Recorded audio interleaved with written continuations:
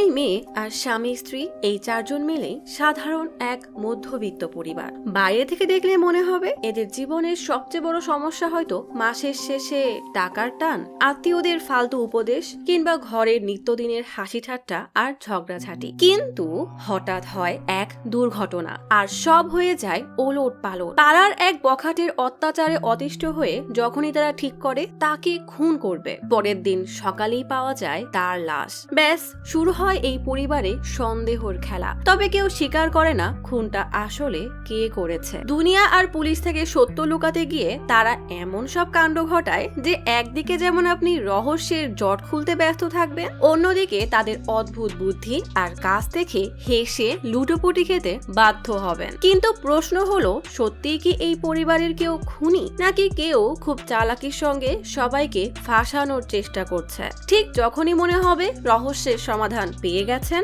তখনই গল্প ঘুরে যাবে এমন ভাবে যা আপনার সব ধারণাই বদলে দেবে। এমনই ভরপুর কমেডি, সাসপেন্স, অপ্রত্যাশিত সব টুইস্ট এবং মার্ডার মিস্ট্রিতে ভরা আজব এক পরিবারের গল্প নিয়ে আজ এক্সপ্লেইন করব সম্প্রতি মুক্তিপ্রাপ্ত মুভি পারিমালা অ্যান্ড কোম্পানি। তবে শেষটা দেখে কাঁদতে বাধ্য হবেন আপনিও।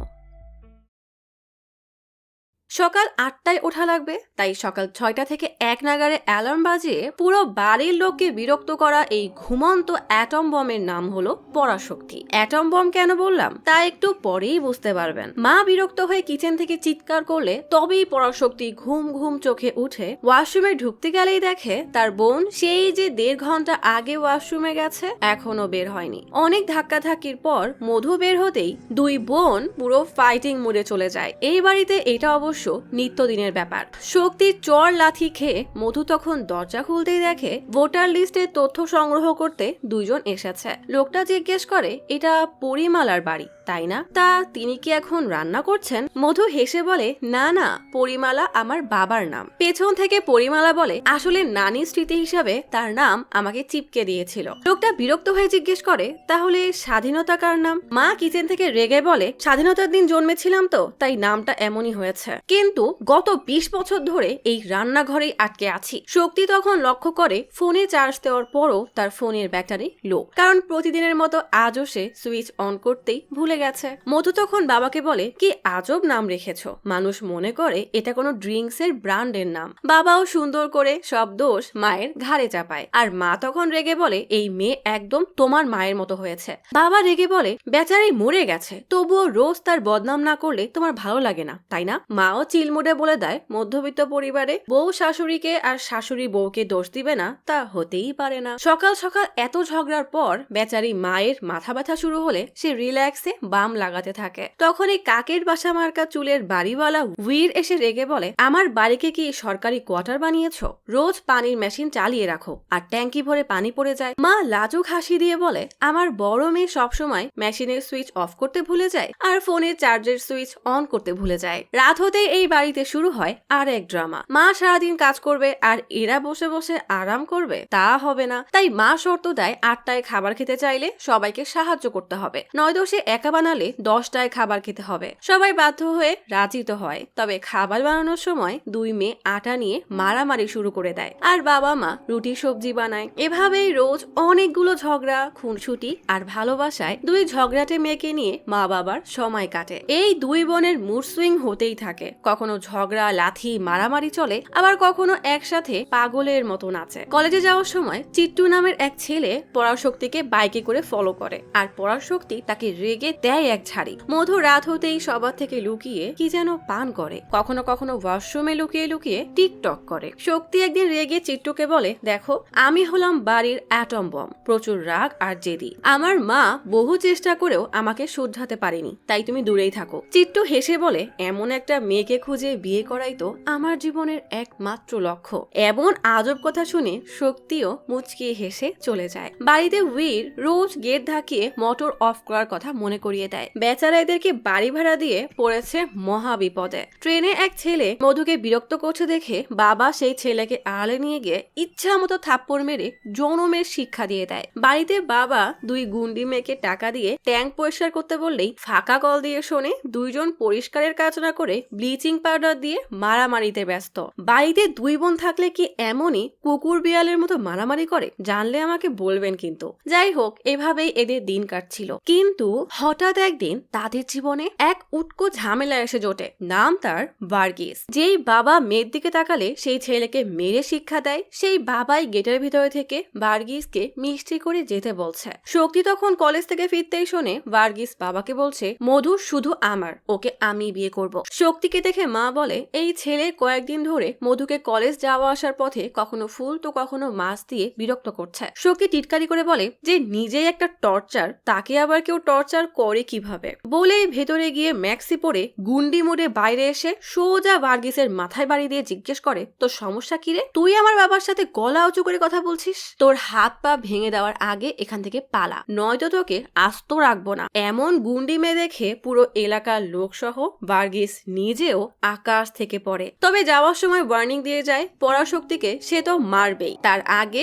মুখে অ্যাসিড দিয়ে ধুয়ে দিবে। বাবা ভয়ে শক্তিকে ভেতরে ঢুকিয়ে দেয় আর কোনো রকমে হাত জোর করে সরি বলে ভার্গিসকে পাঠিয়ে দেয়। পোষা কুকুর টিনাও তখন ভার্গিসকে দেখে ঘেউ ঘেউ করতে থাকে। মা কোনো রকমে গুন্ডি শক্তিকে বাড়ির ভেতরে ঢোকায়। বাবা কিভাবে দেখে উইট টিটকারি করে বলে, ভালোই মেয়ে জামাই পেয়েছো, পরিবারের নাম গুন্ডা পরিবার রেখে দিচ্ছ না কেন? ভার্গিসের জন্য এতটা অপমানিত হয়ে পরিবারের সবাই রাগে দাঁত কিটমিট করতে থাকে। বাবা রেগে বলে, ওই ভার্গিস কি বললো না বললো তাতে আমার কিচ্ছু যায় আসে না, কিন্তু আমার মেয়ের এমন আচরণ আমাকে চিন্তায় ফেলে দিয়েছে। আদেও জানিস ওই ভার্গিস কতটা ডেঞ্জারাস? ছোটবেলায় এলাকার এক মাফিয়া তার বাবাকে মেরে ফেলেছিল, এই জন্যই 12 বছর পর ভার্গিস একাই সেই মাফিয়ার সব লোক এবং মাফিয়াকে মেরে ফেলেছে, কারণ তার মা কথা দিয়েছিল বাবার মৃত্যুর বদলা ছেলে অবশ্যই নিবে। 12 বছরের বদলা যে ভোলে না, সে তোর এসব কথার পর কি করবে কে জানে। মা অবাক হয়ে জিজ্ঞেস করে, তুমি ওই ছেলে সম্পর্কে জানলে কিভাবে? বাবা বলে, যে আমার মেয়েকে ফলো করে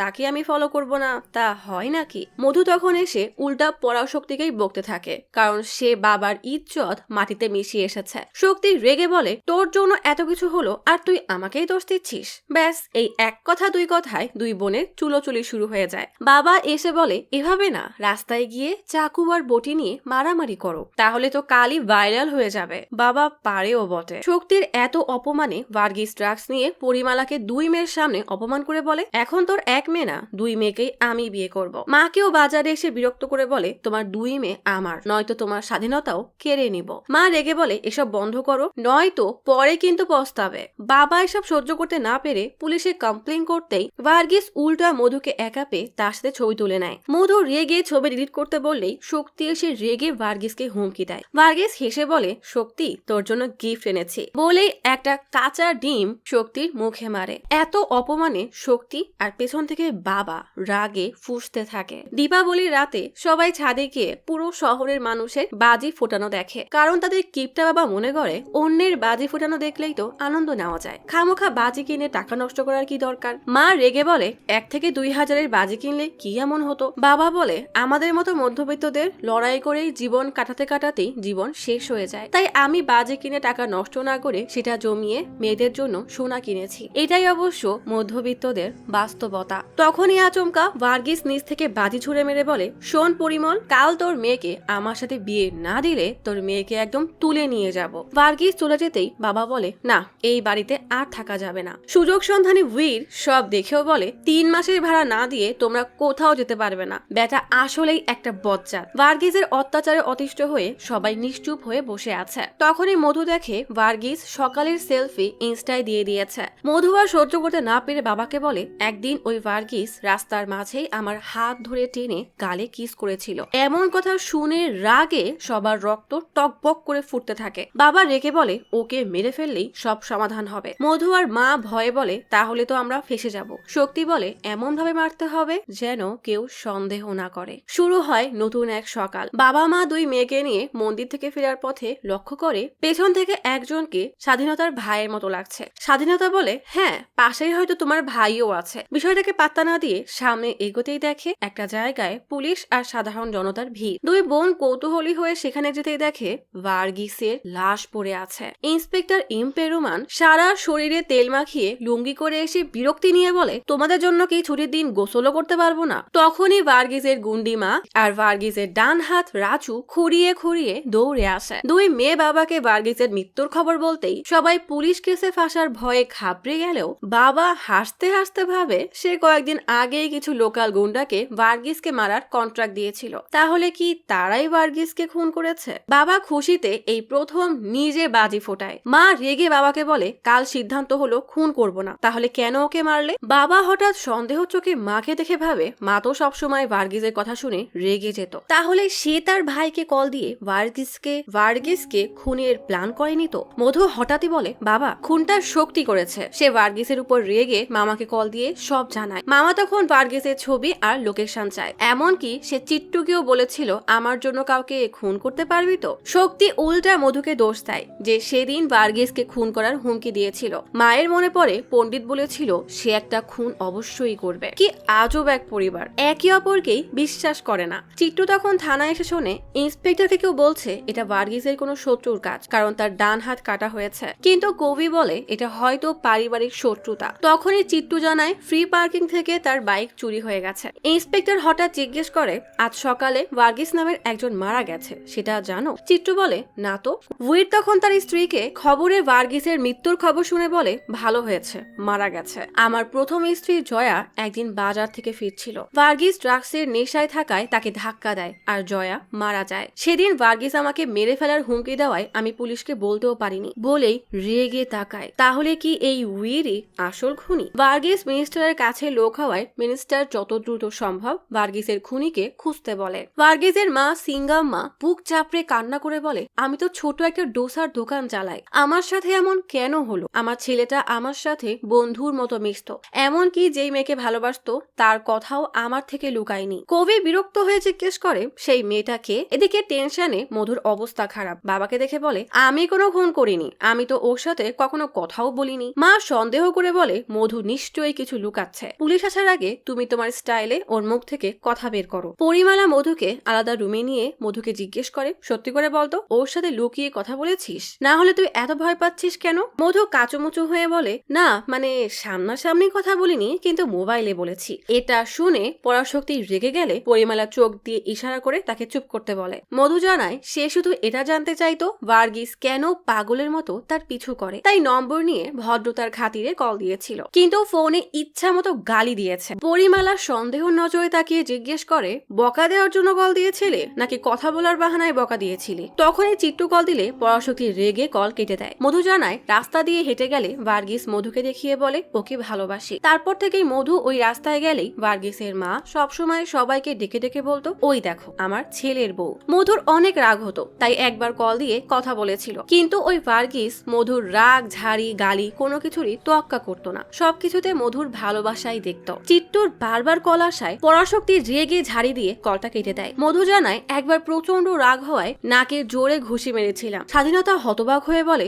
ভেবেছিলাম আমার একটা মেয়ে গুন্ডা, কিন্তু তুইও তো কম না। মধু বলে ছেলেকে মারার কথা শুনে ভার্গিসের মা রাস্তা আটকে বলে তুমি আমার ছেলেকে কেন মেরেছো? মারতে হলে বিয়ের পরে মারবে। ছেলের মতো মাও আরেক পাগল। এই আজব পরিবার আর ভার্গিসের পান্ডার মতো লাল টুকটুকে নাক দেখে মধুর ভীষণ হাসি পাচ্ছিল, আর সেই হাসি দেখে সবাই ভেবেছিল মধু ভার্গিসের প্রেমে পড়ে হাসছে। এসব শুনে পরিমালা বিরক্ত হয়ে বলে মনে হচ্ছে কেউ কমেডি মুভি সিরিয়াস হয়ে বলছে। এত কিছুর পরও ভার্গিস মধুর উপরে রাগ করে না। এটা শুনে পরিমালা রেগে বলে এত কিছু হয়ে গেছে আর তুমি আমাকে বলেছিলে বাবা ওই ছেলে আমাকে ডিস্টার্ব করে। পরাশক্তি টেনশনে ভ্রু কুচকে বলে আমরা এবার নিশ্চয়ই ধরা পড়ব। পুলিশ ভার্গিসের বন্ধুদের কাছে জিজ্ঞাসাবাদ করতে আসে। দেখেই বোঝা যাচ্ছে সব কয়টা পাক্কা নেশাখোর। ভার্গিসের বন্ধুরা বলে আমরা ছোটবেলা থেকেই ভালো বন্ধু, ও অনেক ভালো ছিল। ইন্সপেক্টর বলে এসব বাদ দে, তোদের কাছে ড্রাগস আছে কিনা সেটা বল। অন্যরা ভয় পেলেও একজন সাহস করে বলে আমাদের কাছে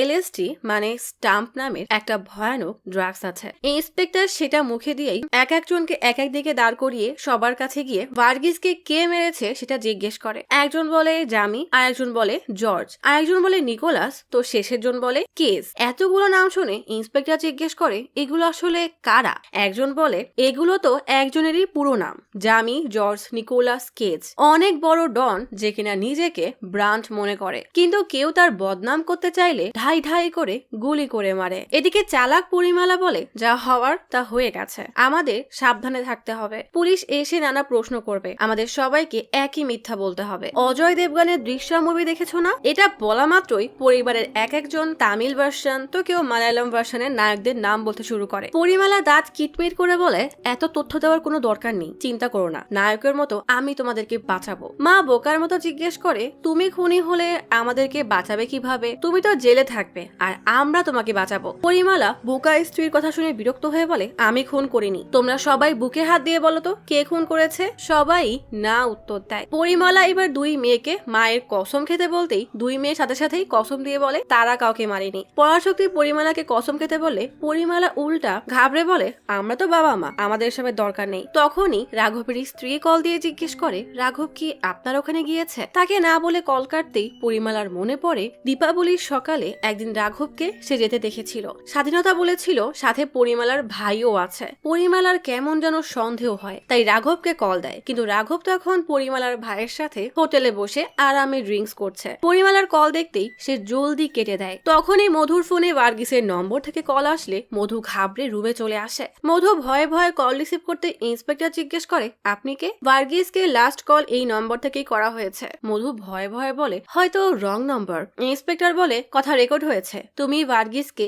গিফট দিবে বলে ডুমিং লেনে দেখা করতে বলেছিলে। ভয়ে মধু তাড়াতাড়ি কল কেটে দেয়। ইন্সপেক্টর আবারও কল দিলে মধু আর কল রিসিভই করে না। টেনশনে মধু ওয়াশরুমে চলে যায়। পরিবারের সবার চেহারায় এক আতঙ্কের ছাপ। পুলিশ লোকেশন ট্রেস করার জন্য রওনা হয়। পরিমালা সবাইকে ডাকলে মধু ফ্রেশ হয়ে আসে যেন কিছুই হয়নি। পরিমালা তার তুখর বুদ্ধি দিয়ে বলে, আমার মনে হচ্ছে পুলিশ আমাদের এখানে যে কোনো সময় আসবে। আমাদের এমন দেখাতে হবে যেন আমরা এই মার্ডারের সাথে জড়িত না, কিন্তু আসল সত্য তো আমাদের মধ্যে কেউ একজন খুনটা করেছে। সবাই সন্দেহে একে অপরের দিকে তাকায়। পরিমালা বলে, এটাকে একটা রহস্য হিসাবেই রাখি। মুভিতে কি হয়েছিল মনে আছে তো? মা বলে, আমার তো মনে নেই, আমরা সবাই মিলে আর একবার ভালো করে দেখি। পরাশক্তি বলে, তাহলে তো হটস্টারের 3 মাসের 299 টাকার সাবস্ক্রিপশন নেওয়া লাগবে। এটা শুনে কিপটা পরিমালার হার্ট অ্যাটাক হওয়ার অবস্থা। মা টিটকারি করে বলে, একটা মার্ডার কেস থেকে বাঁচার জন্য 300 টাকা তো খরচ করাই যায়। নিরুপায় হয়ে পরিমালা সাবস্ক্রিপশন নিতে বলে। 4 জন বসে মুভি দেখতে শুরু করে। তখনই বাড়ির গেটে পুলিশের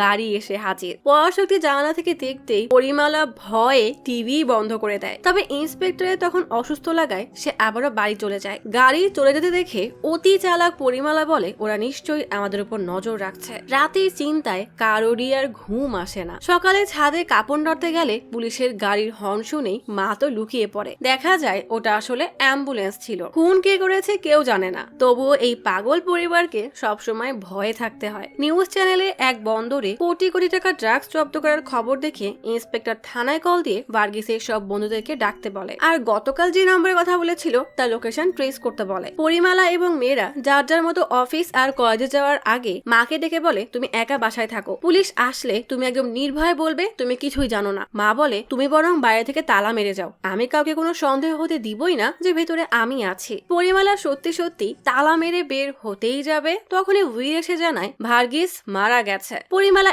এমন ভান করে যেন সে কিছুই জানে না। উইর বলে, নাটক করার দরকার নেই, তোমরা সবাই মিলে ওকে মেরেছো তাই না? আমি খুশি হয়েছি, কিন্তু ভয় হলো ভার্গিস থেকেও ওর মা আরো বড় শয়তান। এত সহজে সে খুনিকে ছাড়বে না, পুলিশ আসবে, আর্মি আসবে। পরিমালা ভাব দেখিয়ে বলে, তাতে আমাদের কি? উইর কোনো উটকো ঝামেলায় পড়তে চায় না বলে তাদেরকে বাসা ছাড়তে বলে। পরিমালা বিরক্ত হয়ে বলে, এটা কিভাবে সম্ভব? মেয়েদের পড়ালেখা আছে, আমাকে 3 বছর সময় দাও। উইর বলে, তোমাকে 3 বছর দিয়ে আমি জেল খাটবো নাকি? বাসা খালি করে চাবি দিয়ে যাবে। অপরদিকে ভার্গিসের মা বলে, যে আমার ছেলের খুনিকে ধরিয়ে দিবে আমি তাকে বাড়ি গাড়ি সব দিয়ে দিব। ভাস্কর বলে, শোক সব হয়, জামি জর্জ কেন আসেনি আর আসলাম মুস্তফাও আসেনি, এদের সাথেই ভার্গিসের সব সময় ঝগড়া হতো। পরাশক্তি চিট্টুর সাথে সাগর পারে হাঁটতে হাঁটতে তার বোনের কাহিনী জানায়। চিট্টু বলে, ইন্টারেস্টিং ক্যারেক্টার তো, তাহলে তো শালির সাথে দেখা করতেই হবে। পরাশক্তি রেগে তাকাতেই বেচারা ভয়ে চুপসে যায়। থানায় ভার্গিসের সব বন্ধুদেরকে আনা হলে ইন্সপেক্টর জিজ্ঞেস করে, সত্যি করে বল, তোরা এই ড্রাগস কোথা থেকে আনিস? ভাস্কর বলে, যেহেতু এর নামে স্টাম্প, তাহলে পোস্ট অফিস থেকেই আনি। কনস্টেবল তখন বলে, ওর মতো মানুষের তো মরে যাওয়াই উচিত, ও অনেক খারাপ ছিল, ওর আন্ডারে 15টা স্কুল আর 18টা কলেজ ছিল। না না, সেগুলোর মালিক নয়, বরং সে এই সব জায়গায় ড্রাগসের সাপ্লাই দিত। স্টুডেন্ট, স্টাফ এবং বড়লোকের সন্তানরা তার কাস্টমার ছিল। যেখানে যেখানে পার্টি হতো ভার্গিস সেখানেই ড্রাগসের সাপ্লাই দিত। আসলাম মুস্তফা ভার্গিসের ক্লোজ ফ্রেন্ড, কিন্তু ভার্গিসের মৃত্যুতে সে আসেনি, নিশ্চয়ই কোনো ব্যাপার আছে।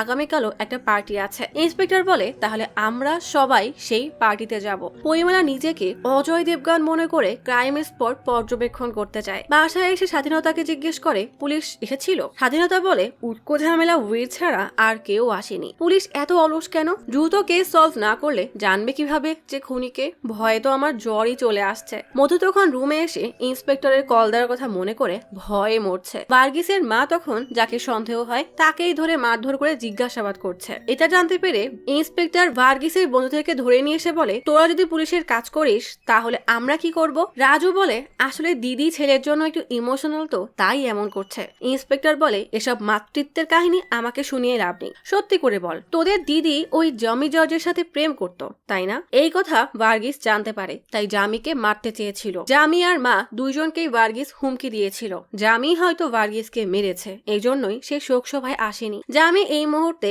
সাগরের মাঝে এক বোটে আরামের জীবন কাটাচ্ছে। ভার্গিসের মা কল দিয়ে ভার্গিসের খুনের ব্যাপারে জিজ্ঞেস করলে জামি বলে সে তো মাছ ধরার জন্য ওখানে গিয়েছে, এই বাহানায় সেফটিও হয়ে যাবে। ইন্সপেক্টর জিজ্ঞেস করে ওর মা খুন করে নিজেই এখন মাসুম সাজার নাটক করছে না তো? ভার্গিসের বন্ধুরা বলে, না না, মা এই কাজ করতেই পারে না, মা অসুস্থ, তাই পরাশক্তি তার জন্য রান্না করে আনে। মা আক্ষেপ করে বলে, বেচারা না জানি কে হবে যে তোর পার্টনার হবে, কে আর হবে? এই চিট্টুই হবে। কিন্তু বোকা চিট্টু তখন তার বাইক চুরির জন্য থানার বাইরে বসে আছে। ইন্সপেক্টর খেতে খেতে খেয়াল করে তার টেবিলে একটা ঠিকানা। পরাশক্তি চিট্টুকে বাসায় নিয়ে আসে। মধু এসব দেখে মাকে ডাকলে পরাশক্তি চিট্টুকে পরিচয় করিয়ে দিয়ে বলে, এটাই সেই বেচারা যাকে নিয়ে তুমি এত চিন্তা করছিলা। মা যেন আকাশ থেকে পড়ে। পরাশক্তি বাবার মতো বলে, বিয়ে দুই ধরনের হয়, পরিবারের সবাই বসে চা কফি মিষ্টি খেয়ে খরচ করার পর অপেক্ষা করতে হয় ছেলেপক্ষ হ্যাঁ বলবে নাকি না। আর একটা হলো এসব চা কফির খরচ বাদ দিয়ে সোজা ছেলেকে পছন্দ করে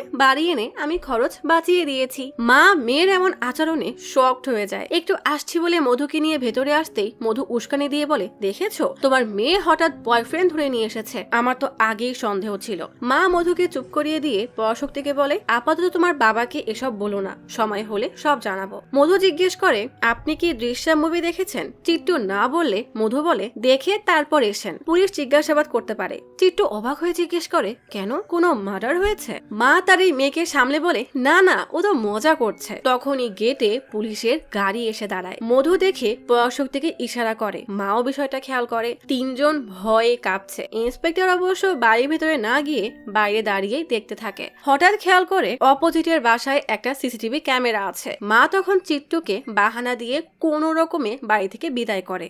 সন্ধ্যায় হুইর পরিমালাকে একটা চিঠি দিয়ে বলে, বাসায় কেউ ছিল না বলে পোস্টম্যান আমাকে দিয়েছিল। পরিমালা সেটা খুলতেই মধু আর পরাশক্তিও বেরিয়ে আসে। সেখানে লেখা, তুমি এবং তোমার পরিবার মিলে লোক পাঠিয়ে ওই ভার্গিসকে মেরেছো। আমি 10:48 তার ভিডিও রেকর্ড করেছি। পুলিশকে ভিডিও দিলে আমার কোনো লাভ হবে না, কিন্তু তোমাকে দিলে লাভ আছে। আমার 20 লাখ টাকা লাগবে, না দিলে সোশ্যাল মিডিয়ায় ভাইরাল করে দিব, আর আমার চিঠি এড়িয়ে গেলে আমি তোমাকে ফাঁসিয়ে দিব। ইতি তোমাদের অগ্নি সাক্ষী। নতুন বিপদ অগ্নি সাক্ষী, এ আবার কে? পুরো পরিবার চিন্তায় পড়ে যায়। পরিমালার চিন্তা, সে 20 লাখ কোথায় পাবে? মা বলে, 200 টাকা পকেট থেকে বের করতে তোর বাবার বুকে ব্যথা করে, সে 20 লাখ কোথায় পাবে? পরিমালা জিজ্ঞেস করে, সত্যি করে বলো তো, কে খুন করেছে? মা বলে, মেয়েরা তো আমাদের কসম খেয়েছিল, কিন্তু আমার সন্দেহ তোমার উপরে। সেদিন রাতে একটা কল এসেছিল, তুমি ছাদে আমাদের থেকে দূরে গিয়ে অনেক লম্বা সময় ধরে কথা বলেছিলে, তার 30 মিনিট পরই ভার্গিসের খুন হয়। এটা কিভাবে সম্ভব? পরিমালা উল্টা প্রশ্ন করে, সেদিন তোমার ভাই গ্রামে যাওয়ার কথা বলে কোথায় গিয়েছিল সেটা আগে বলো। পরিমালা ধমক দিলে মা এবার অসুস্থ হওয়ার বাহানা দিয়ে বকবক করতে করতে দেয় হাঁটা। এটাই হলো মায়ের কাজ, কথায় না পারলে ভিকটিম সাজবে। সবাই রুমে চলে গেলে পরিমালা সবাইকে সন্দেহ নজরে দেখতে থাকে। এদিকে পার্টিতে ড্রাগস নেওয়ার জন্য এক ছেলে অজ্ঞান হয়ে যায়। তখনই পুলিশ হাজির হলে বাকিরা পালিয়ে যায়। ইন্সপেক্টর তাকে হাসপাতালে নিয়ে আসে। ডক্টর জানায় ড্রাগসের নাম LSD, কেরালাতে স্টাম্প নামে পরিচিত। কলেজ স্টুডেন্ট থেকে শুরু করে মোটামুটি সবার মাঝেই এটা এখন অনেক প্রচলিত। এটা যত বেশি শরীরে প্রবেশ করে ততই ব্রেনের নার্ভ কাজ করা বন্ধ করে দেয়, আর ধীরে ধীরে এরা পাগলের মতো আচরণ করে। প্রশাসন এখন কোনো স্টেপ না নিলে পরিস্থিতি অনেক ভয়ানক হয়ে যাবে। ইন্সপেক্টর ওই পার্টিতে যারা ছিল সবাইকেই ধরে আনতে বলে। পরাশক্তি চিট্টুকে জানায় সে বাবাকে সন্দেহ করছে, বাবা মাকে, আর মা ভাবছে আমি এবং মধু মিলে খুন করেছি। কিন্তু আমি জানি মধুর সেই সাহস নেই, আর মধু ভাবছে আমি তোমাকে বলে ভার্গিসকে মারিয়েছি। একমাত্র আমিই জানি তুমি আসলে কতটা ভীতু। চিট্টু চুপ থাকে, কারণ তার তো পুলিশের সামনে যেতেও ভয় লাগে। ঠিক তখনই ইন্সপেক্টর এসে জিজ্ঞেস করে, এই মেয়েটাকে? চিট্টু বন্ধু হিসেবে পরিচয় করালে ইন্সপেক্টর শক্তিকে জিজ্ঞেস করে, তুমি একে কতদিন ধরে চেনো আর কোন কলেজে পড়ো? পরাশক্তি বলে, কয়েক মাস মাস ধরে চিনি, আমি এমআর কলেজে পড়ি। ইন্সপেক্টর চিট্টুকে বলে, তোমার বাইক তুমি খুব শীঘ্রই পেয়ে যাবে। তবে শক্তির দিকে কেমন ভাবে যেন তাকায়। রাতে পরিমালা জানতে পারে তার দিদি খুব অসুস্থ, তাই টেনশন করলে মা বলে গ্রামে যাবে, যাও। টিটকারি করে মেয়েদেরকে বলে, তোরাও যা, জানিস তোদের ফুপু কত মহান মানুষ, তোর জন্মের 3 বছর পর আর মধুর সময় 4.5 বছর পর দেখতে এসেছিল। দিদির নামে এমন কথা শুনে পরিমলা রেগে তার স্ত্রীকে দেয় এক ঝাড়ি। সাগর পারে আরো একটা লাশ পাওয়া যায়। লাশটা ভার্গিসের শত্রু আসলাম মোস্তফার। এদিকে পরিমলার বাসায় আর একটা চিঠি আসে। পরাশক্তি চিঠিতে পড়ে, আজব ব্যাপার, তোমরা এখনো ভয় পাওনি? তোমাদের 4 জনের মধ্যে একজন হত্যা করেছে, তাই আজ একজনকে বাদ দিব। মায়ের তো প্রেশার আর ডায়াবেটিসও আছে, তাই ওকে মাফ করলাম, কিন্তু বাকি 3 জনের মধ্যে খুনি জানে সে খুনি, আর এখন 20-এর জায়গায় 25 লাখ লাগবে। হাতে মাত্র 2 দিন সময় আছে। 3 জনই এবার মহা চিন্তায় পড়ে যায়। তারা এখন কি করবে? মা বলে, তোমাদের 2 জনের মধ্যে কেউ খুন করেছে, তাই না? পরাশক্তি ধমক দিয়ে চুপ করিয়ে দেয়, কিন্তু মধুর চেহারায় ভয় স্পষ্ট ফুটে ওঠে, যেন সে নিশ্চয়ই কিছু একটা লুকাচ্ছে। পরাশক্তি বিষয়টা ঠিকই খেয়াল করে। পুলিশ পরিমলার বাসার সামনে সিসিটিভি ফুটেজ চেক করে দেখে খুনের রাতে উইর বাইক নিয়ে ক্যামেরা দিকে কেন যেন তাকিয়েছিল।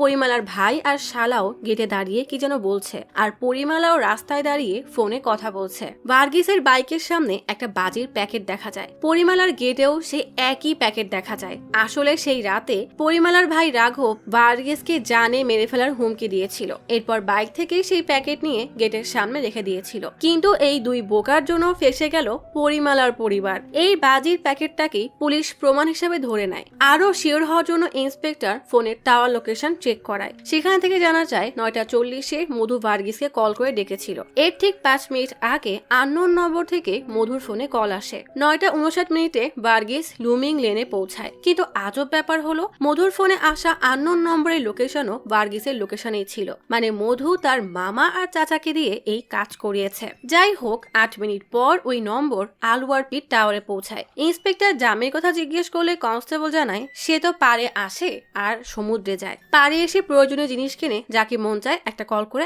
আবারও ফিরে যায়। পরিমলার পরাশক্তিকে জানায় তার ফুপু মারা গেছে।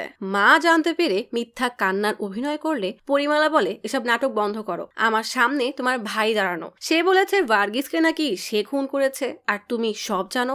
মা এবার প্রচুর ঘাবড়ে যায়। মেয়েদের নজর এড়িয়ে সরে গিয়ে বলে, কেন? সে এটা বলেনি ওখানে তোমার ভাইও তার সাথে ছিল? পরিমলা রেগে ভাইকে ডেকে জিজ্ঞেস করে, তুইও হত্যার সময় ছিলি? ভাই চিলমুটে বলে, হ্যাঁ, ভার্গিসকে মধুর ছবি ডিলিট করতে বলেছিলাম, কিন্তু সে করেনি। রেগে ভাই সাহেব তাকে চড় মারে। ভার্গিস ভাই সাহেবকে মারলে আমার মাথাও গরম হয়ে যায়, তাই আমি ওকে মারা শুরু করি। তখন সে পা পিছলে ইটের উপর পড়ে মারা যায়। এসব শোনার পর পরিমলা ফ্রাস্ট্রেট হয়ে জোরে এক চিৎকার দেয়। ভাই বলে, এখন চিৎকার করে লাভ নেই, আগে দিদির অন্তিম সংস্কার করি, তারপর যা হওয়ার হবে। পরিমলা কষ্টে ফোনটা শক্তিকে দিতে বলে। শক্তিকে মামা আর চাচার সত্য জানাতেই শক্তি সাবলীল ভাবেই বলে, আমি তো সব জানি। পরিমলা অবাকও হয়, আবার কষ্টও পায়। সবাই সব জানতো, শুধু পরিমলাই কিছু জানে না। যাই হোক, পরিমলা চোখের পানি মুছে বলে, তাহলে আমরা তো ফাঁসবো না, পুলিশ এদেরকেই ধরবে। শক্তি ভয়ে ভয়ে বলে, না বাবা, আমরাও ফাঁসবো, কারণ ওদেরকে তো আমরাই খুন করতে বলেছিলাম, আমাদের পুরো পরিবার ফেসে যাবে। পরিমলা আর কিছু না বলেই রেগে কল কেটে দেয়। এত বড় ধোঁকা, অপরাধ না করেও তাকে শাস্তি পেতে হবে। পরিমলা রেগে শালার কলার ধরলে শালা বলে, দুলা ভাই, মাথা গরম করার কি আছে? আপনি কি আরো একটা খুন করতে চাচ্ছেন? উফ, এমন পরিবার যেন শত্রুরও না হয়। ভার্গিসকে হত্যা করার কথা শুনে মধু পোল্টি খেয়ে কান্না করে বলে, তোমরা সবাই মিলে ওকে মেরেছ, কি দোষ ছিল ওর? কি এমন করেছিল সে? শক্তি অবাক হয়ে বলে, মা, এ তো ভার্গিসকে পছন্দ করা শুরু করেছিল।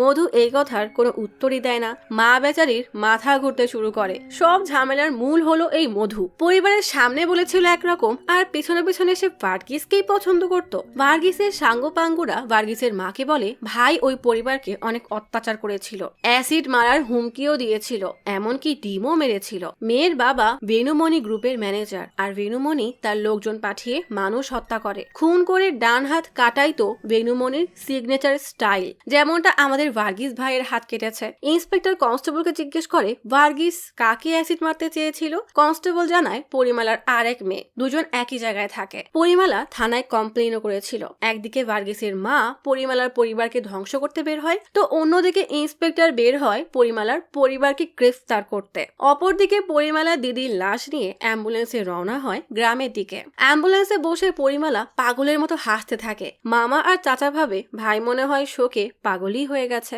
মা অজ্ঞান হয়ে যাওয়ায় শক্তি আর মধু জ্ঞান ফেরানোর চেষ্টা করে। মধুর হঠাৎ মনে হয় ভার্গিসের আত্মা এসে মধুকে ডাকছে। ভয়ে মধু বেচারির হাত পা ঠান্ডা হয়ে যায়। মায়ের জ্ঞান ফিরতেই পরিমালা কল দিয়ে বলে শেষকৃত্যের জন্য তাদেরকেও আসতে হবে, তাই এখনই বাসে করে রওনা হতে। মা বিরক্তি নিয়ে বলে যাওয়াটা কি খুব জরুরি? আর গেলেও বাসে যেতে পারবো না, আমি মেয়েদেরকে নিয়ে গাড়িতে করে আসবো, চিন্তা করো না, রান্নাঘরে কিছু জমা টাকা আছে। পরিমালা রেগে কলটাই কেটে দেয়। সাথে সাথেই মধু কাউকে মেসেজ দেয় আর শক্তির চিট্টুকে কল দিলে চিট্টু কলটা কেটে দেয়। পরিমালা গ্রামে পৌঁছে কল দেয় যে তারা কতদূর আসলো। শক্তি জানায় তারা এখনো গাড়ির জন্য অপেক্ষা করছে। তখনই একদিক থেকে পুলিশ তো অন্যদিক থেকে ভার্গিসের মা এসে পৌঁছায়, কিন্তু তাদের পৌঁছানোর আগেই শক্তিরা রওনা হয়ে যায়। পুলিশের গাড়ি দেখে ভার্গিসের মা গাড়ি পেছনে সরিয়ে নেয়। ইন্সপেক্টর তাকে ঠিকই লক্ষ্য করে, কিন্তু যেই কাজের জন্য এসেছে আপাতত সেটাই করে। উইর বেরিয়ে আসতেই ইন্সপেক্টর জিজ্ঞেস করে এটা কি পরিমালার বাসা? উইর রেগে বলে এটা আমার বাসা, আমি ওদেরকে ভাড়া দিয়েছি, তবে সেই পরিবার নিয়ে কোথায় যেন গেছে।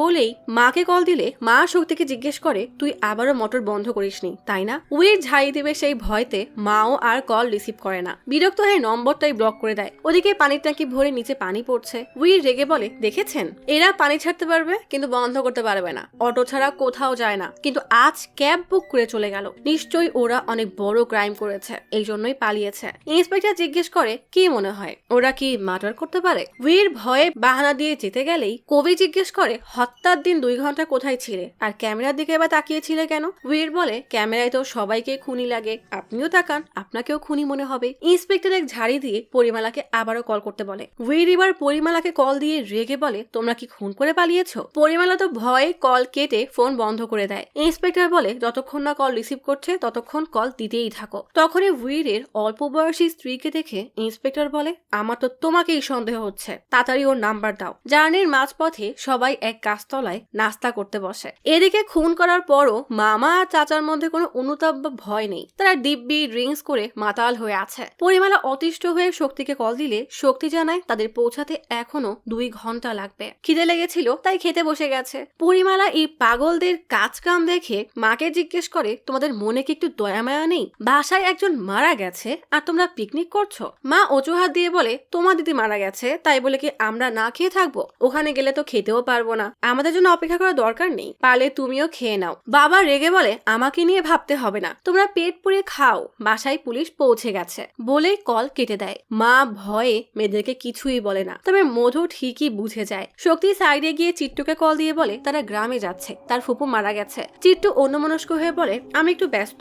শক্তি বলে হ্যাঁ তুমি একাই ব্যস্ত, আমরা তো ফালতু বসে আছি। একটা মেয়ে হ্যাঁ বলতেই ছেলেরা এমন অবহেলা কেন করে? চিট্টু রেগে কল কাটতে বললে শক্তিও রেগে কল কেটে নাম্বার ব্লকই করে দেয়। আসলে তখন হাসপাতালের বেডে বসা। মা তখন উইরকে ভয়েস মেসেজ দিলে উইর ইন্সপেক্টরকে সেটা শুনিয়ে বলে মা বলছে পানির মোটর বন্ধ করতে ভুলে গেছি, টিনাকে বাসায় রেখে এসেছি, ওকে একটু খেতে দিও। ইন্সপেক্টর তখনই কল দিতে বলে দেখে মা আবারও নম্বর ব্লক করে দিয়েছে। ইন্সপেক্টর আর অপেক্ষা না করে ফোনের লোকেশন ট্রেস করতে বলে। গ্রামে পৌঁছেই মা আর 2 মেয়ে মায়া কান্না জুড়ে দেয়। পরিমালা রেগে বলে আমার সামনে নাটক করা লাগবে না। মধু তখন ফুপুর লাশের জায়গায় ভার্গিসের লাশ কল্পনা করে আটকে ওঠে। এই মধুই কি আসলে খুনটা করেছে? না হলে সে এত ভয় কেন পাচ্ছে? পুলিশ চলে যাওয়ায় ভার্গিসের মা এবার এসে জিজ্ঞেস করে পরিমালা কোথায়? উইর বলে সে তো পালিয়ে গেছে। ভার্গিসের মা বলে ফিরলে জানাবি, ওদেরকে টুকরো টুকরো করে দিব।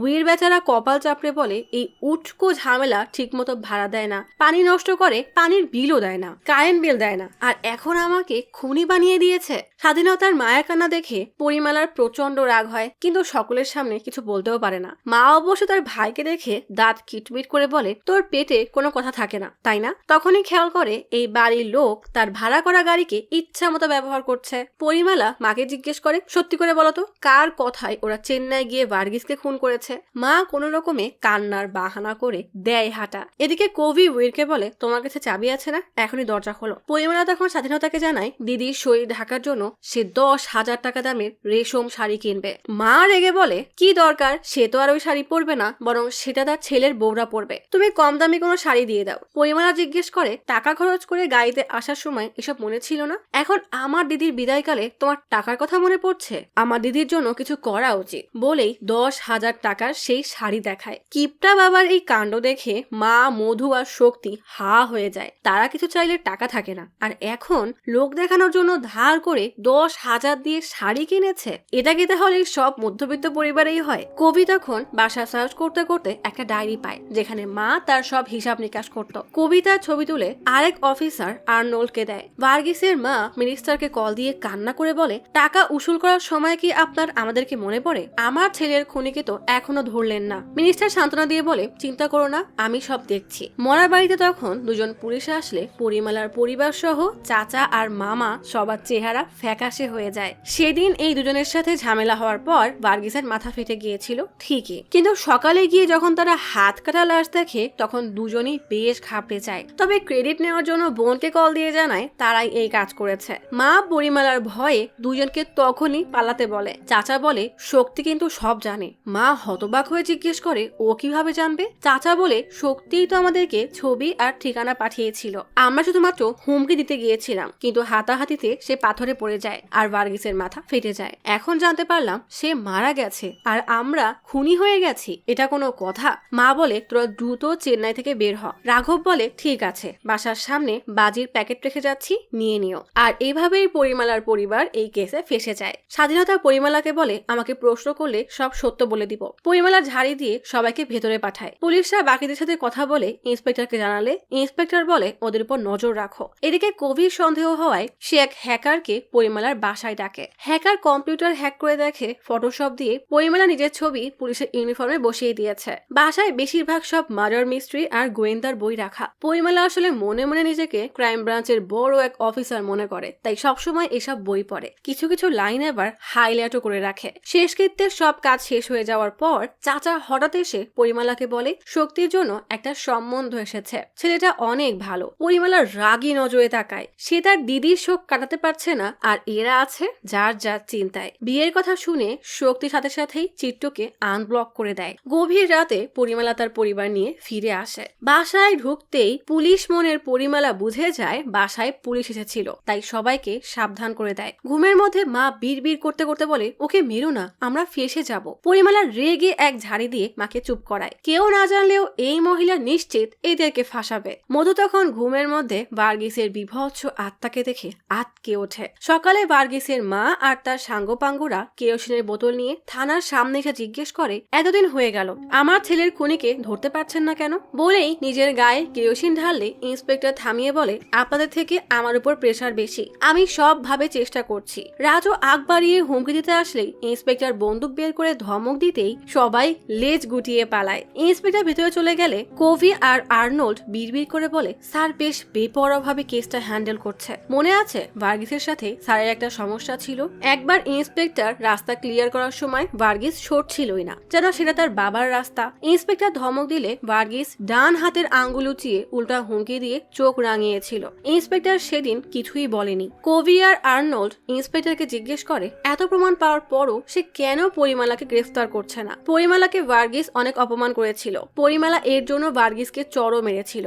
একবার তো পরিমলার মেয়েকে রাস্তায় কিসও করেছিল, সেই জন্য পরিমলা ওয়ার্নিং দিয়েছিল। ভার্গিস কথা শোনেনি, তাই হয়তো পরিমলা তাকে খুন করেছে। হাত কেটে আমাদেরকে কনফিউজ করছে। আমার সন্দেহ ওর ভাই আর শালার উপরেও আছে। দুই বেয়াই তখন নিজেদেরকে খুনি মনে করে বেশ গর্বিত। কবি বলে, ওর বড় মেয়ে খুব রকচটা। ভার্গিস একবার তার মুখে ডিম ছুঁড়ে মেরেছিল, হতে পারে শক্তির বয়ফ্রেন্ডই ভার্গিসকে মেরেছে। তবে ইন্সপেক্টরের সন্দেহ হয় জামির উপরে, কেননা ভার্গিসের বাবাকে পিটার নামের একজন মেরেছিল। 12 বছর পর ভার্গিস পিটারকে মেরে ফেলে। পিটারই ছিল জামির বড় ভাই। তাই হয়তো জামি ভার্গিসের মায়ের সাথে সম্পর্কে নাটক করে ভার্গিসকে সুযোগ বুঝে হত্যা করেছে। ঘুরে ফিরে প্রশ্ন একই জায়গায় এসে আটকে যায়, কে আসল খুনি? এটা কি কোনো গ্যাংস্টারের বদলা, নাকি অপমান, নাকি ভালোবাসার প্রতিশোধ? কবির অবশ্য ইন্সপেক্টরকেই সন্দেহ হচ্ছে। চিট্টু হাসপাতালে আছে শুনে শক্তি বকা দিয়ে বলে, কেন সে শক্তিকে আগে জানায়নি? এদিকে পরিমলার বাসায় আবারও চিঠি আসে। উইরের সন্দেহ হওয়ায় সে নিজে চিঠিটা খুলে পড়ে বেশ ভাব নিয়ে সে জিজ্ঞেস করে, তোমরা পুরো পরিবার মিলে কি সবাইকে বোকা বানাচ্ছ?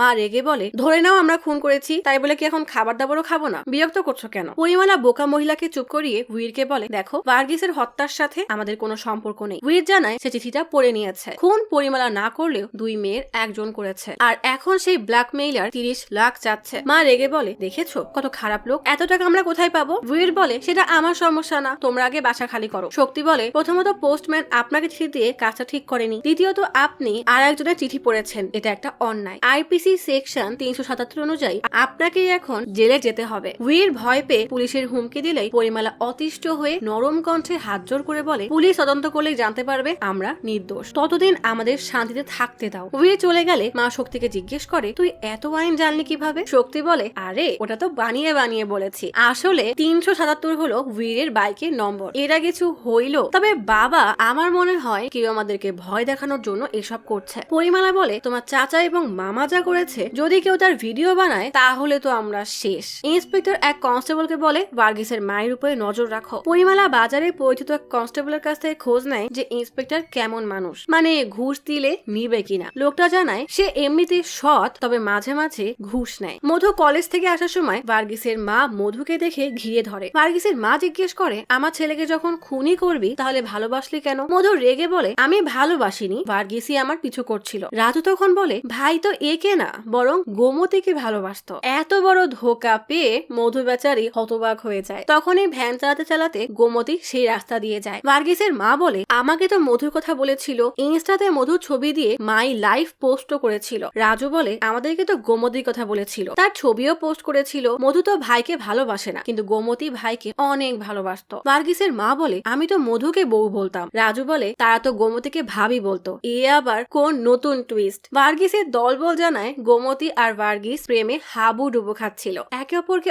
অনেক ভালোবাসতো, আর মধুকে তো জাস্ট টাইম পাসের জন্য রেখে দিয়েছিল। গোমতী আর ভার্গিস সিচুয়েশনশিপে ছিল। পরে এক ঝামেলা হওয়ায় তারা আলাদা হয়ে যায়। দুজনের মধ্যে হাতাহাতি হয়েছিল। গোমতীর বাবা হলো বেনুমণি, এলাকার বড় গুন্ডা। মধুকে জিজ্ঞেস করে, তোমার বাবাকে? মধু জানায় পরিমালা আইএস আর আইপিএস পরীক্ষার ট্রেনার, এই জন্যই পরিমালা গোয়েন্দাগিরি করে বেড়ায়। রাজু মধুকে পাত্তা না দিয়ে বলে, ও কিছু করেনি, তুমি যাও, গোমতী খুন করেছে, ওকে তুলে আনি। মধু বেচারি অপমানিত হয়ে অনুরোধ করে বলে, আপনার ছেলে গোমতী না গোদাবাড়ি যাকে খুশি ভালোবাসো, কিন্তু আমার সাথে টাইম পাস করেছে এটা ভুলেও আমার পরিবারের সামনে বলবেন না, আমার প্রেস্টিজ পাংচার হয়ে যাবে। বলেই মধু মনের কষ্টে চলে যায়। পরিমালার বাসায় ওয়াইনের বোতল পাওয়া যায়। মা সেটা এনে টেবিলে রাখলেই পরিমালা জানায় এটা তার না। শক্তি বলে, আমি যা করি বলেই তো করি। মধু তখন স্বীকার করে এটা সেই কিনেছিল, এক বান্ধবী বলেছিল ওয়াইন খেলে চেহারা সুন্দর হয়ে যায়। মা বকা দিয়ে বলে, এই কথা সত্য হলে সবার হাতে ওয়াইন থাকতো। মধুর এসব কথা ভালো লাগে না, এমনিতেও সে কষ্টে আছে, তাই রুমে চলে আসে। মা রেগে বাবাকে বলে, তুমি কিছু বলছো না কেন? কিপটা পরিমালা বলে, বাকিটুকুও খেয়ে ফেলতে বলো, 1500 টাকার বোতলে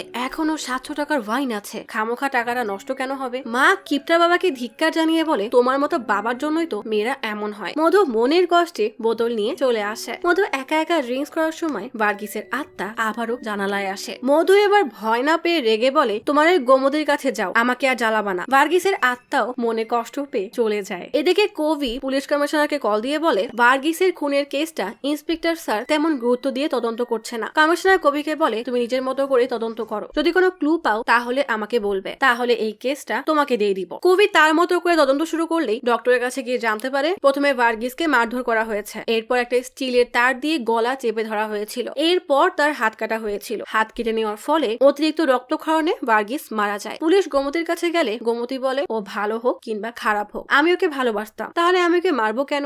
গোমতীর বাবার কাছে গেলে সে বলে, আমি অনেক বড় বড় অপরাধ করেছি, আমার উপর অনেক কেস চলছে, কিন্তু ভার্গিসকে খুনের ব্যাপারে আমার কোনো হাত নেই। পরের দিন সকালে পরিমালা থানায় এসে বলে, ইন্সপেক্টর আমাকে দেখা করতে বলেছিল, আমার বড় বোন মারা গিয়েছিল তাই আমি গ্রামে ছিলাম। তখনই কেরালা পুলিশ থানায় কল দিয়ে জানায়, আপনারা যেই দুজনকে ধরতে বলেছিলেন তাদেরকে ধরা হয়েছে। ইন্সপেক্টর তাদের নাম লেখার সময় রাঘব আর কামাক্ষীর নাম বলতেই পরিমলা বেশ ভয় পেয়ে যায়। পরিমলা বলে, ইন্সপেক্টর আসলে আমাকে বলবেন, আমি এসে দেখা করব, সে যেন বাসায় না যায়। অপরদিকে ইন্সপেক্টর এলাকার সব গুন্ডাদেরকে ধরতে শুরু করে দেয়। ভার্গিসের মায়ের ঘর সার্চ করলে সেখানে বেশ কিছু ড্রাগস পাওয়া যায়। ইন্সপেক্টর বলে, তার মানে ড্রাগসের ব্যবসায় রাজত্ব করার জন্য তুমি নিজেই তোমার ছেলেকে খুন করেছো। ভার্গিসের মাকে অ্যারেস্ট করে থানায় নিয়ে আসার সময় সে পুলিশের হাত থেকে পালিয়ে যায়। কমিশনার তখন ইন্সপেক্টরকে কল দিয়ে বলে, ভার্গিসের খুনিকে না ধরে তুমি কি করে বেড়াচ্ছ? ইন্সপেক্টর জানায়, ভার্গিসের খুনে তদন্ত করতে গিয়ে সে জানতে পেরেছে ভার্গিসের মা তার ছেলেকে খুন করেছে। ভার্গিসের মাকে গ্রেফতার করতে গেলে সে আমাদের থেকে পালিয়ে যায়। কিছুক্ষণ পর মিনিস্টার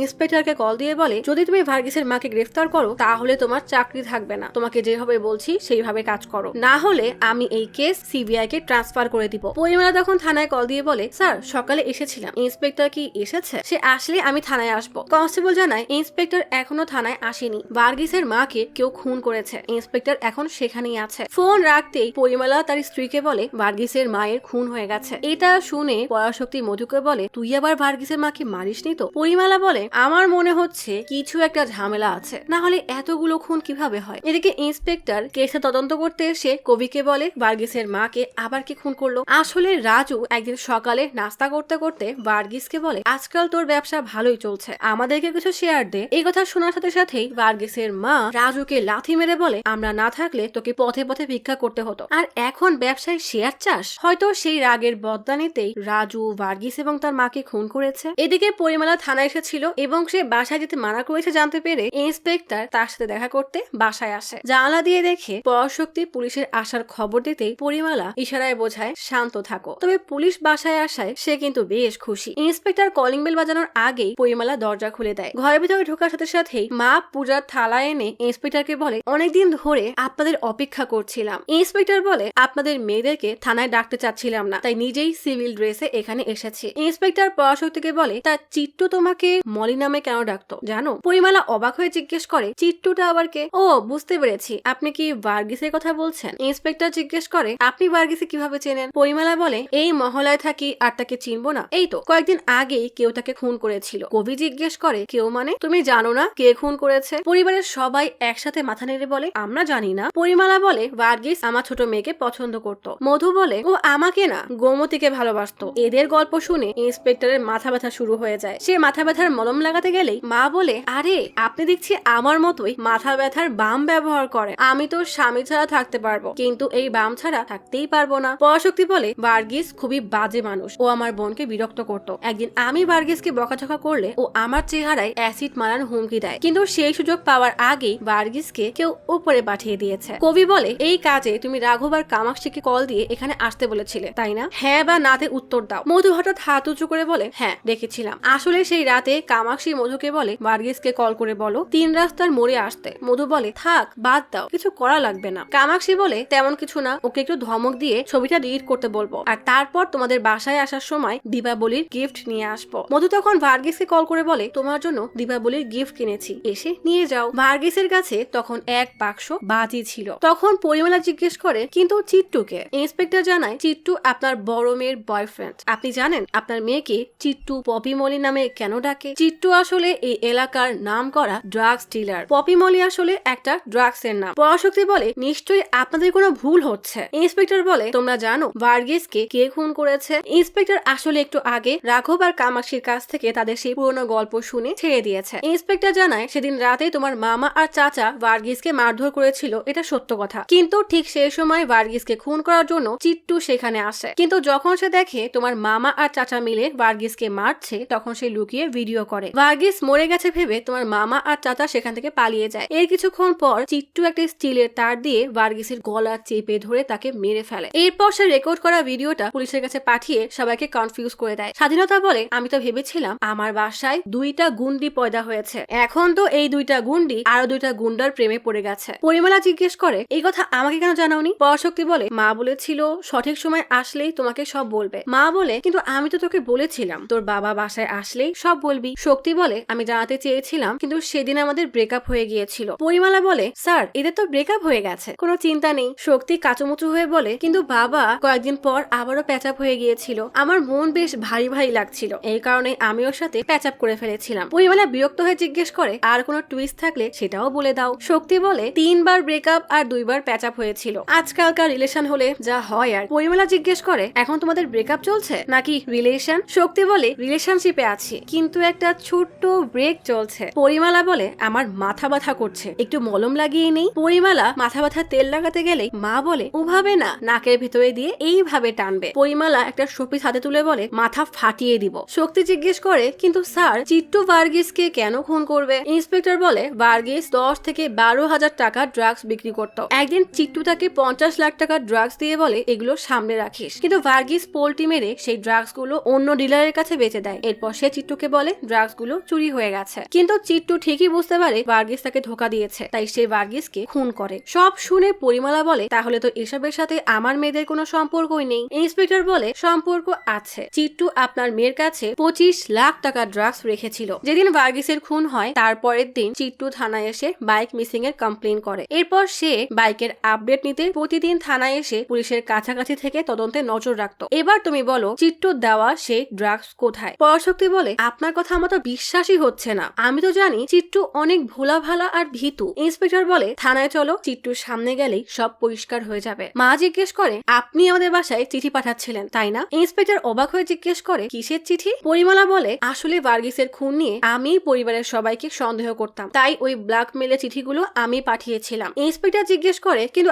আপনি এমন কেন করলেন? পরিমলা বলে, ছোটবেলা থেকেই আমার পুলিশ হবার অনেক শখ ছিল, কিন্তু বারবার ফিজিক্যাল পরীক্ষাতে পাশ করলেও কখনো রিটেনে পাশ করতে পারতাম না। ধীরে ধীরে বয়স হয়ে গেছে, এরপর আর পরীক্ষা দেওয়ার সুযোগ পাইনি, কিন্তু পুলিশের ওই ব্রেইনটা মাথায় ঠিকই থেকে গেছে, কিন্তু বাসায় বসে কোনো না কোনো তদন্ত করতে থাকি। ইন্সপেক্টর রেগে বলে, ভালোই হয়েছে আপনি পাশ করতে পারেননি। পরাশক্তিকে চিট্টুর সাথে দেখা করার জন্য থানায় নিয়ে আসা হয়। পরাশক্তি জিজ্ঞেস করে, ওরা বলছে তুমি নাকি ড্রাগসের ডিলার, আর তুমি আমার কাছে 25 লাখ টাকা ড্রাগস রেখেছো। চিট্টু বলে, হ্যাঁ। শক্তি বলে, তার মানে মোস্তফা আর ভার্গিসের খুনও তুমিই করেছো? চিট্টু বলে, ওদের খুন আমি করিনি। যেদিন আমি তোমার বাসায় তোমার পরিবারের সাথে কথা বলতে গিয়েছিলাম, সেদিন সেখানে পুলিশকে দেখে আমি ড্রাগসের প্যাকেট একটা খালি কার্টুনের মধ্যে রেখে দিয়েছিলাম। তখনই ইন্সপেক্টর এসে বলে, আমরা এতদিন ধরে জিজ্ঞাসা করছিলাম, সে কিছুই বলেনি, কিন্তু তুমি এসে জিজ্ঞেস করতেই সব বলে দিল। ও সত্যিই তোমাকে ভালোবাসে। এবার বাসায় গিয়ে ওই প্যাকেট বের করে আমাদেরকে দিয়ে দাও। পরাশক্তি যাওয়ার সময় ইন্সপেক্টর জিজ্ঞেস করে, তুমি নাভিনকে চিনতে? পরাশক্তি বলে, ও আমার ছোট ভাইয়ের মতো ছিল, কয়েক মাস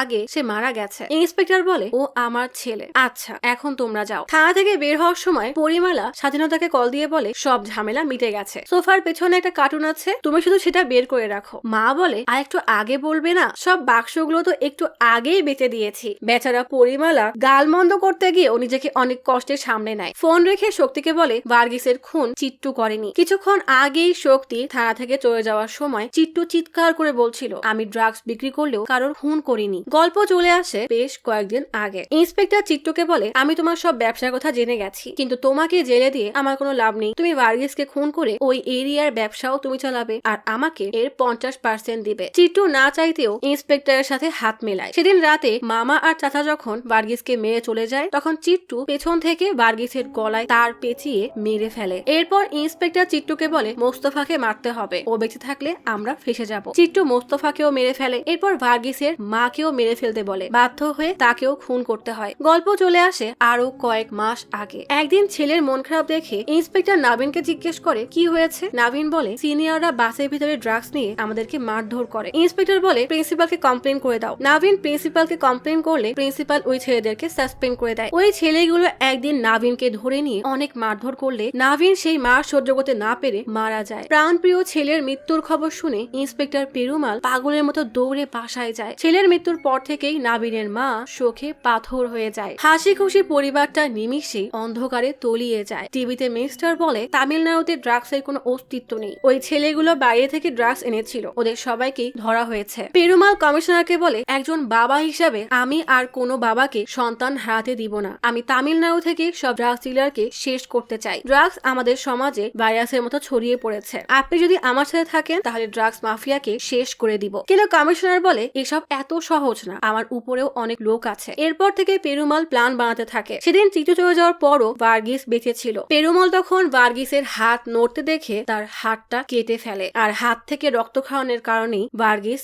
মারা যায়। এরপর পেরুমাল একে একে সব ড্রাগ মাফিয়াদেরকে মারতে থাকে, আর নতুন করে যারা এই রাস্তায় আসতে চায় পেরুমাল তাদের সামনে ঢাল হয়ে দাঁড়ায়। আর এভাবেই সে 3টা খুনের দায়ে ড্রাগ মাফিয়া চিট্টুকেও জেলে ভরে দিয়েছে। পেরুমাল দৃঢ় প্রতিজ্ঞা নেয়, কোনো বাবার সন্তানের হাতে ড্রাগস দিতে হলে আগে এই বাবাকে পার করতে হবে। আজ তাহলে এখানেই চলে যাচ্ছি। শীঘ্রই ফিরবো নতুন অথবা পুরাতন ইউনিক কোনো মুভির গল্প নিয়ে। ফিরে আসা পর্যন্ত লাইক, কমেন্ট এবং সাবস্ক্রাইব করে অচিরার গপ্পসপের সাথেই থাকুন। পাশে থাকা বেল আইকনটি ক্লিক করে রাখুন। দেখা হবে পরের ভিডিওতে।